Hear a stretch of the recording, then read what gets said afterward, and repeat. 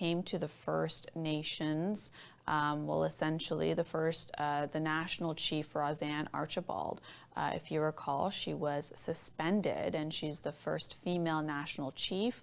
The First Nations leaders have voted against the Assembly of First Nations National Chiefs suspension, and known as the AFN. Well, the Executive Committee had suspended Archibald last month.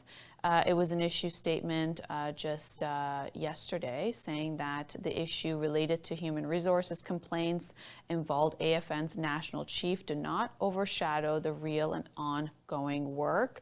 This suspension was the subject of a 3 emergency draft resolution to be brought forward at the Assembly, and that was yesterday. And it was one of the issues that was going to be addressed. And the resolution recommended by the Executive Committee called Archibald to be temporarily suspended from her role and functions pending the outcome of an ongoing human resources investigation. They said that they could have also removed her completely, but they chose to suspend her.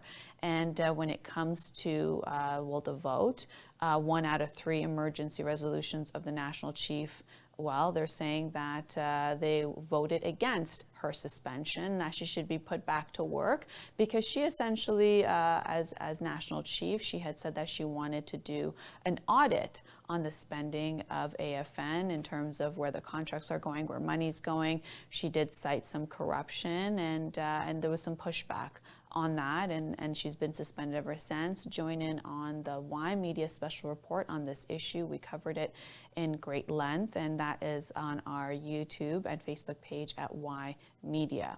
But when it comes to grassroots support, it is there for Archibald, as when the vote took place at the Vancouver Convention Center just yesterday. They were there supporting her and saying that, and this is a statement by one of the supporters saying there's a lot of shady misogyny happening behind the scenes, and we just don't know about the general public. We don't want to stand for it.